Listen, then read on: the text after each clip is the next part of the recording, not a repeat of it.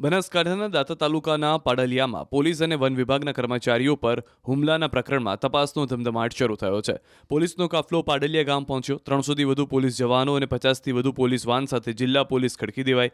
તેમજ વજ્ર સહિત વાહનો, હથિયારો સાથે અધિકારીઓ પહોંચ્યા અને એફએસએલ સાથે ઘટનાનું પંચનામું કરવાની કાર્યવાહી શરૂ કરાઈ. સાથે અંબાજીમાં પણ મોટી સંખ્યામાં પોલીસ કાફલો ખડકી દેવાયો. આ તરફ પાડલિયામાં ઘર્ષણ પહેલાનો વિડીયો સામે આવ્યો. વિડીયોમાં સ્થાનિક લોકો કોઈ પત્રની જાહેરમાં ચર્ચા કરતા નજરે પડી રહ્યા છે, જેમાં અગ્રણી અન્ય લોકોને સમજાવતો નજરે પડી રહ્યો છે. આ તરફ ગઈકાલના દાંતાના પાડલિયા ગામમાં વન વિભાગ, પોલીસ અને રેવન્યુ વિભાગના અધિકારીઓ પર હુમલો થયો, જેમાં 47થી વધુ લોકો ઘાયલ થયા. ઘાયલોમાં વન વિભાગ અને પોલીસના જવાનોનો સમાવેશ થાય છે. આક્ષેપ છે કે આ હુમલો 500થી વધુ ટોળાએ કર્યો હતો, જેમાં તીર કામઠા, ગોફાણ, પથ્થરોથી હુમલો કરાયો હતો.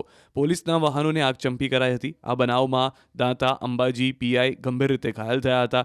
ફોરેસ્ટની જમીન બાબતે માથાકૂટ થતા આ હુમલો થયો હતો, જેમાં વૃક્ષારોપણની કામગીરી શરૂ કરવા બાબતે હુમલો કરી ગાડીઓમાં આગચંપી કરાઈ હતી. આ બનાવમાં 5થી વધુ જવાનોની હાલત ગંભીર છે. તો આ મામલે વન વિભાગના હરેફોએ અંબાજી પોલીસમાં ફરિયાદ નોંધાવી છે, જેમાં અંદાજે 1000 જેટલા ટોળા સામે ફરિયાદ નોંધાવાઈ.